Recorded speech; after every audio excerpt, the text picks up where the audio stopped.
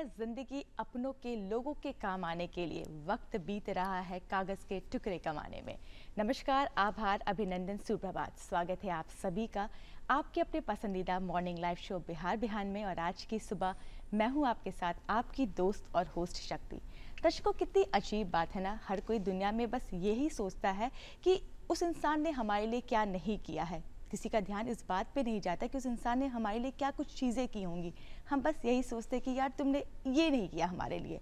अगर हम यह सोचना शुरू कर दें कि उस इंसान ने हमारे लिए कितनी सारी चीज़ें की हैं, कई बार अपने मन को मारकर हमें खुश करने की कोशिश की हैं, एफर्ट्स डाली हैं, परेशानियों को झेला है, तो ऐसी कई अनगिनत चीज़ें सामने निकल कर आएंगी।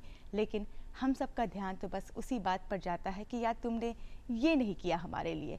ऐसे में दर्शकों, एक बहुत ही अच्छी पंक्ति है, बहुत अच्छी पंक्तियां हैं जिसमें कहा गया है कि अगर आपके पास ज़रूरत से ज़्यादा कुछ भी हो तो बड़ी दीवारें नहीं, बड़ी मेज़ बनाएं, ताकि अधिक से अधिक लोग आपके साथ बैठ सके, आपके साथ खा सके। इसी दर्शकों, अगर जीवन में आपके पास कुछ भी ज़रूरत से ज़्यादा हो तो उसका एक हिस्सा दूसरों के साथ बांट कर देखिए, ज़िंदगी बदल जाएगी।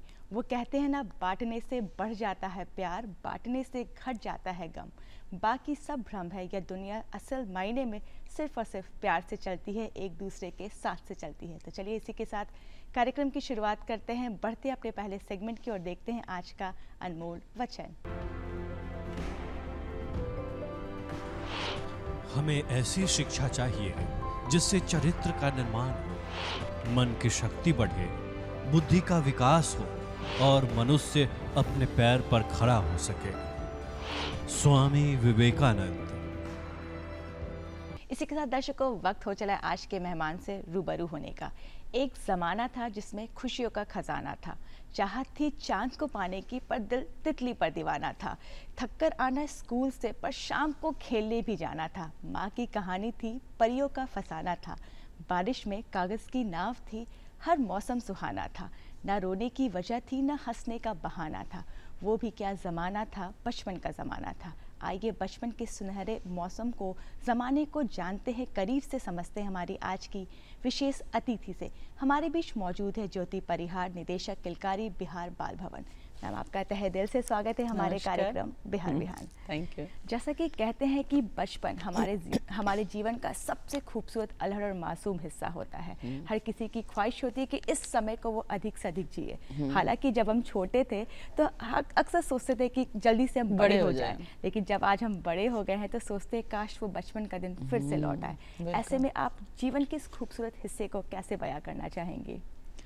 बचपन यानी एक्सप्लोर करने की जगह, खुद को, आसपास को, सजग रहने की जगह, सचेत रहने की जगह, एक साइंटिफिक टेम्परामेंट की जगह, हर चीज़ को ढूंढना, ये क्या है, ये क्यों है, सवाल करने की जगह, समझने की जगह।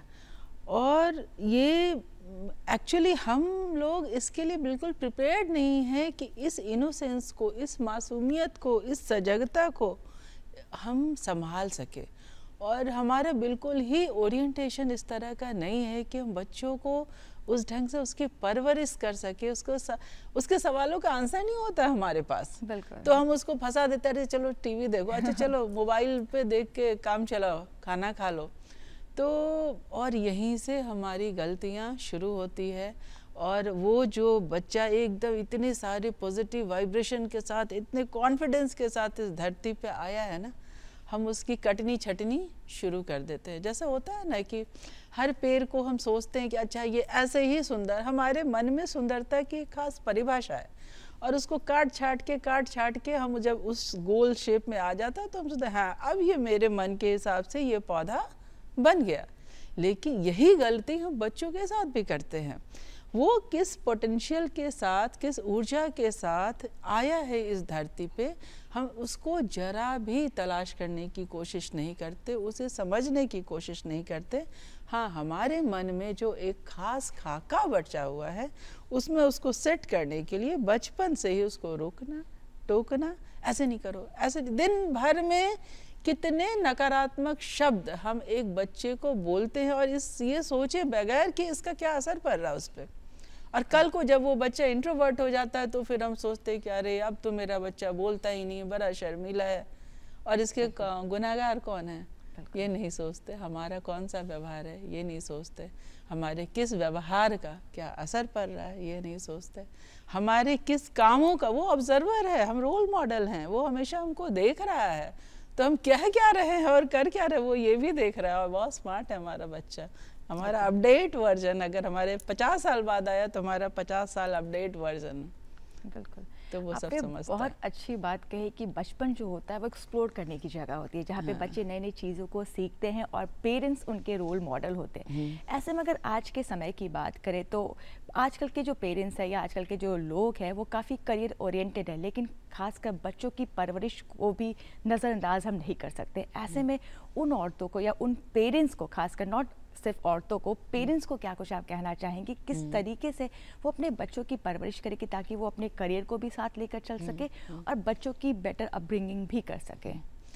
तो पेरेंट्स से सबसे पहले तो ज़रूरी है संवेदनशीलता अपने बच्चे के प्रति। आपका बच्चा है, आप लाए हैं इसे धरती पे, आपकी पहली जिम्मेवारी है ये देखना कि वो दिन भर क्या कर रहा है, किसके साथ रह रहा है। अभी के बच्चों के साथ सबसे बड़ा चैलेंज है कि घर में भाई बहन भी नहीं है, मैदान नहीं है, खेलेगा कहाँ, इंटरेक्ट करने के लिए कोई नहीं है, फिर वो भी और आप भी मोबाइल पे फंसे हुए हैं, टीवी पे फंसे हुए हैं, अपने मन पसंदीदा चैनल पे फंसे हुए हैं।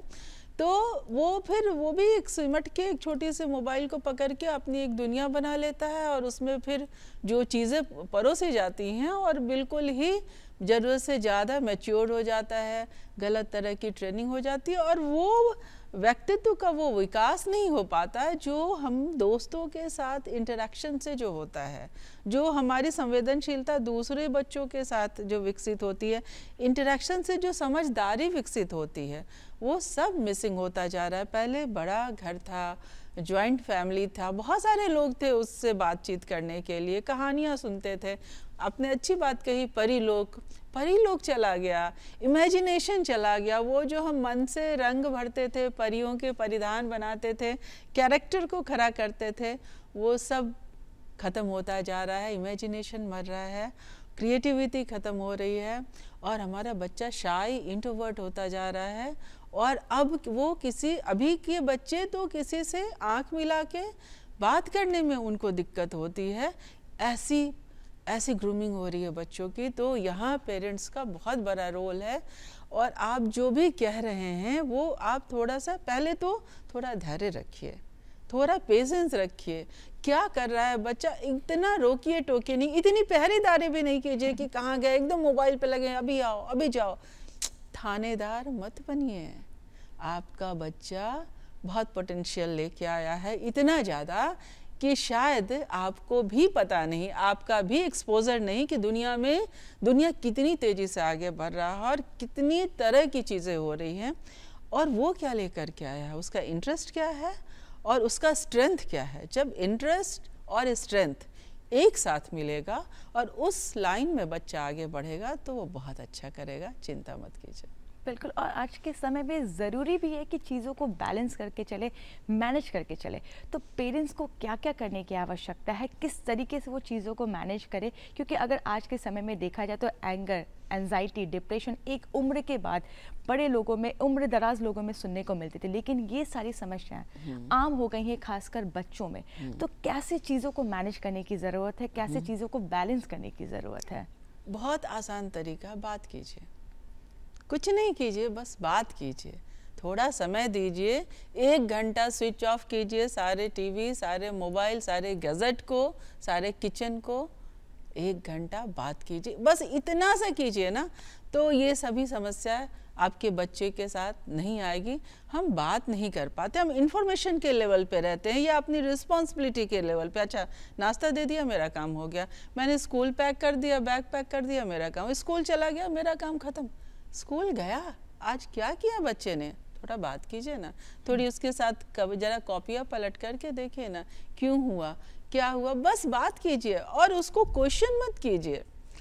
और उसकी तुलना भी गलती से मत कीजिए। हर बच्चा अलग है, आपका बच्चा अलग है, आपकी दोस्तों का बच्चा अलग है, तो उसके बच्चे ने तो इतने नंबर ले आए, तुम कहाँ हो। जब भी आप ऐसे बोलते हैं ना, अपने बेटे को, अपने बच्चे को 4 कदम पीछे धक्का देते हैं और उसकी रिकवरी के लिए उसको अगले 4 साल मेहनत करनी पड़ती है। तो कुछ भी बोलने से पहले जरा सोचिए, ठहरिए। मतलब बच्चों को समझने की ज़रूरत है, उनको मौका देने की, स्पेस देने की ज़रूरत है कि वो चीज़ों को समझे, और ख़ास साथ ही साथ आपके साथ की भी ज़रूरत है कि आप किस तरीके से अपने बच्चों को सपोर्ट कर रहे हैं, मोटिवेट कर रहे हैं। अगर बात करें किलकारी बिहार बाल भवन की, तो यह भी एक बहुत ही अच्छा प्लेटफॉर्म है बच्चों को आगे ले जाने का, बच्चों के बचपन में उनकी किलकारी गूंजती रहे उसे मेंटेन करने का, उसे संभाल के रखने का। उसके बारे में क्या कुछ कहना चाहेंगी? किलकारी में हमारी यही कोशिश होती है, पहले साल हम बच्चे क्या पोटेंशियल लेकर के आए उसको एक्सप्लोर करें, और उसके लिए बस बहुत आसान तरीका है जो हम घर में भी कर सकते हैं, जितनी खुली जगह उसको दे सके। होता है क्या, हमारा फॉर्मेट इतना बंध गया है ना, बच्चों को धरती पे लाने से पहले हमने एक फॉर्मेट बना लिया है, 10 बजे से 4 बजे तक क्लास स्कूल जाएगा, इसी बेंच पे बैठेगा, ऐसे ही बैठेगा, बात भी नहीं कर सकता। अरे यार क्या कर रहे हो, इतना बड़ा पनिशमेंट मत दो बच्चों को प्लीज़। तो किलकारी में हम लोगों ने कोशिश की, उसमें अलग अलग तरह की जगह हैं, कोई छुपी हुई जगह है, कोई ज़मीन के अंदर है, कुछ ऊपर है, कुछ छत पे है। हर बच्चा अलग है, उसका कंफर्ट जोन अलग है, जहाँ वो पूरा रिलैक्स होता है, और अपने भी बच्चा भी चूँकि वो उसको वो जगह नहीं मिलती ना, तो वो मूल स्वरूप में विकसित नहीं हो पाता। तो वो अलग अलग तरह का स्पेस में और आपके प्रोसेस में वो जगह होनी चाहिए कि हम उसको बिल्कुल बांधते नहीं, तुमको खेलने का मन है खेलो, झूला झूलने का मन है, ये नहीं कि तुम आए हो तो एकदम ज़बरदस्ती डंडा लेके अभी ये क्लास में बैठा, अब तुमको मन है तो दूसरे क्लास में भी जा सकते हो। और हम एडजस्ट करते हैं बच्चों के अनुसार, बच्चा हमारे अनुसार एडजस्ट नहीं करता है। यही वजह है कि किलकारी में बच्चे अपने मूल स्वरूप को पहचान पाते हैं, विकसित हो पाते हैं और बहुत आगे बढ़ पाते हैं। अभी अगले ही महीने हमारे 3 बच्चे यूएस जा रहे हैं। बहुत अच्छा लगता है जब बच्चों को इतना आगे बढ़ता देखते हैं। पेरेंट्स की क्या प्रतिक्रिया है इन तमाम स्वरूपों के प्रति? पेरेंट्स तो जब आगे बढ़ता देखते हैं तो उन्हें अच्छा लगता है, लेकिन हमारी यही कोशिश होती है, बहुत कठिन है बच्चों को हैंडल करना। ये कहना शायद आसान है, लेकिन बच्चों को आप कोई सिरप बना हुआ नहीं है, क्या प्रॉब्लम आ रहा है आपके बच्चे के व्यक्तित्व में, उस हिसाब से बात करनी पड़ती है और समझना पड़ता है, उसके आसपास के परिवेश को भी समझना पड़ता है। तब बस, और ये सबसे अच्छा काम ये पेरेंट्स खुद कर सकते, कोई बाहरी लोगों की आवश्यकता नहीं है। बस थोड़ा सा समझने की कोशिश करें, केवल समस्या ना देखें, उस समस्या की वजह को ढूंढे ना, तो फिर वो उसका ट्रीटमेंट कर पाएंगे। हम केवल समस्या को देख के रिएक्ट करते रहते, ऐसे मत करो, अरे यार ऐसे उसने किया, पर क्यों किया ऐसे, जरा ये तो समझे। और जब हम ये समझ जाएंगे कि उसने ऐसा क्यों किया, तो फिर हम उसके निदान की ओर बढ़ पाएंगे। मतलब अगर कहते हैं कि बचपन एक्सप्लोर करने की जगह है, तो बच्चे नई नई चीज़ों को देखते हैं तो बहुत डाइवर्शन भी होते हैं। तो बच्चे फोकस्ड कैसे करें, क्योंकि पढ़ाई भी ज़रूरी है, एक्स्ट्रा करिकुलर एक्टिविटीज़ भी ज़रूरी है, तो बच्चों को कैसे फोकस्ड किया जाए चीज़ों के प्रति, उसके लिए क्या कुछ सुझाव देना चाहेंगे? एक्चुअली फोकस्ड हमारे कहने से नहीं होगा, और एक तो अटेंशन का भी एक खास पीरियड होता है, उसे ज़बरदस्ती आप चाहिएगा 4 घंटा बैठ के वो पढ़े, वो नहीं पढ़ेगा, और उसका अपना भी कुछ इंटरेस्ट है। तो लगातार एक ही चीज़ में उसको इन्वॉल्व नहीं रखे, थोड़ा थोड़ा चेंज होता रहे, तो फिर वो फोकस आ जाएगा उसका। और हर बच्चे पे एक थेरेपी और एक प्रिंसिपल काम नहीं करता। वो वही है कि वो बच्चा किस चीज़ के लिए आया है, आपके लाख चाहने पे भी फिर वो डिप्रेस हो जाएगा अगर वो उसके हिसाब से आप नहीं बने ना, और उसका जहाँ फोकस है उसमें आपने बहुत ज़्यादा डिस्करेज किया ना। हाँ, उसके जो फोकस है उसमें क्या स्ट्रेंथ है, उसमें क्या स्कोप है, क्या रास्ता, अब आपको वहाँ सोचने समझने और रास्ता ढूंढने और आगे बढ़ने के प्रेरित करने की जरूरत है। कंप्लीट गाइडेंस, मोटिवेशन और सपोर्ट की जरूरत है बच्चों को, तभी बच्चे पेरेंट्स के सपोर्ट से आगे बढ़ सकते हैं। ये बहुत ज़रूरी बात है कि तुम बहुत अच्छा कर रहे हो। कुछ पेरेंट्स, इवन हम भी कभी कभी अपने आप को बहुत दोषी मानते हैं कि अपने बच्चे के प्रति आपका बिल्कुल लगता है कि अरे ये तो एकदम आइडियल बच्चा, एकदम नपा तुला सुधरा हुआ, एकदम 100 नंबर पाने वाला ही बच्चा हो, और उसके लिए हमेशा उसकी आलोचना करते रहते हैं, तुमने ऐसे नहीं किया, तुमने ये ठीक नहीं किया। बहुत गलत। बिल्कुल। बहुत गलत है। आप बच्चे का विश्वास तोड़ रहे हैं, उसका आत्मविश्वास तोड़ रहे हैं, वही जिसकी रिकवरी के लिए उसको जीवन में आगे 10 साल गंवाने पड़ेंगे।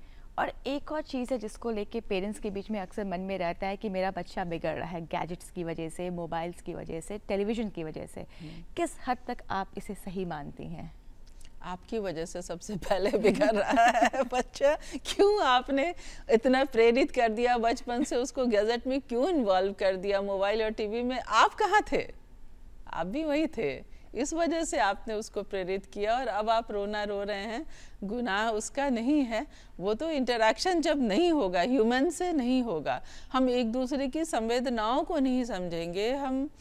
मुझे याद है, मुझे बचपन में मेरे घर के सामने एक गैराज में एक व्यक्ति काम करते थे। दिन भर वो काले कलूटे मैले कपड़े पहने रहते थे, चूँकि गैराज में काम करते थे। मैंने घर में उनके बारे में कभी कुछ नकारात्मक बात कर दी और उसी वक्त मेरे पेरेंट्स ने कहा नहीं, और उस व्यक्ति के अलग पक्ष से मुझे परिचित कराया कि नहीं, वो ये नहीं है, वो वास्तव में ये व्यक्ति है। और एकदम से जो मेरे मन में एक छवि उनकी बनी थी वो धराशायी होकर गिर गई।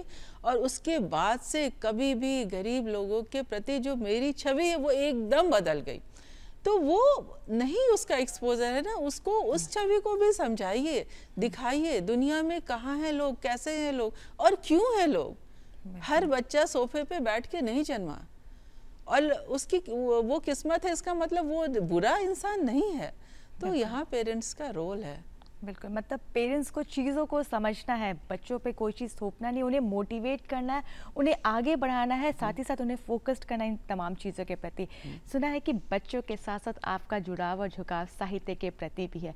तो चलते चलते आज के युवाओं के लिए, पेरेंट्स के लिए, बच्चों के लिए अपने शब्दों में बचपन को किस तरीके से बयां करना चाहेंगी? बचपन बहुत महत्वपूर्ण है और बचपन में कही हुई एक एक बात इतनी गहरी बैठती है और अंत तक जीवन। और अगर कोई कमी है और कभी किसी चीज़ का दुख हुआ, वो भी आपके साथ जीवन भर रहता है और आपके व्यक्तित्व को एक शेप देता है। वो धीरे धीरे घर कर जाता है। बाद में कुछ भी कर लें, उसकी क्षतिपूर्ति नहीं होती। तो पेरेंट्स से सबसे पहले मैं कहना चाहूँगी, कुछ भी करने से पहले, कहने से पहले थोड़ा रिएक्ट ना करें। 2 मिनट सांस लीजिए, विश्राम कीजिए और क्या कहेंगे, जिस पे बच्चे पे क्या असर पड़ेगा सोच करके बोले। आपका बच्चा बहुत आगे जाएगा। शुभकामनाएं। ज्योति परिहार जी, आपने बहुत अच्छी तरीके से पेरेंट्स को गाइड किया, बताया कि किस तरीके से बच्चों की अपब्रिंगिंग हो सकती है। आप कविताएं भी लिखती हैं, चाहूँगी चलते चलते 2-4 शब्द भी अपनी कविताओं की सुना दे, खासकर बचपन पे। 2-4 शब्द नहीं है, थोड़ा भारी शब्द हो जाता है क्योंकि उसका एक बंधा हुआ फॉर्मेट होता है। वक्त क्या है तुम्हारे पास, मुझे बहुत आइडिया नहीं है इसका। पर अगर कह रही हो तो मैं 2-4 बातें बच्चों के लिए। मैंने एक कविता लिखी थी 16वें साल पे।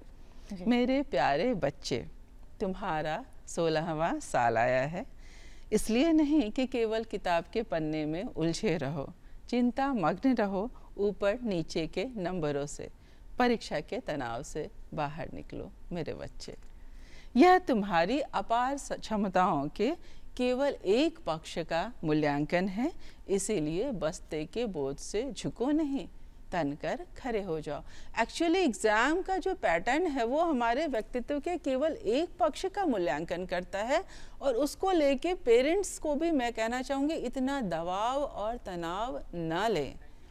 उसमें बहुत पोटेंशियल है, उसकी क्षमताओं पर विश्वास करें, आगे बढ़ें। वाकई आपने बहुत ही अच्छी तरीके से, बहुत ही सुंदर शब्दों से बचपन को बयां किया। आपका पुनः एक बार फिर से कोटि कोटि धन्यवाद, इतनी अच्छी बातें हमारे दर्शकों के साथ साझा करने के लिए आपका तहे दिल से धन्यवाद। इसी के साथ दर्शकों, वक्त हो चला आपको बताने का कि हमारा आज का कार्यक्रम आपको कैसा लगा, जिसके लिए ज़रूरी है आपको हमारा पता नोट करना। हमारा पता है निदेशक DD बिहार दूरदर्शन केंद्र पटना, फ्रेजर रोड पटना 800001 और आप हमें ईमेल भी कर सकते हैं। हमारा ईमेल ID है director DDK Patna sunita@gmail.com। इसी के साथ दर्शकों जाते जाते ज़रूर कहना चाहूँगी कि दर्द की दवा केवल दुआ नहीं दया भी है। इसलिए दर्शकों अगर ज़िंदगी में कभी भी कठिन परिस्थिति आती है तो एक दूसरे का साथ दें और ज़िंदगी को खूबसूरत बनाएं। तब तक के लिए आपका नमस्कार।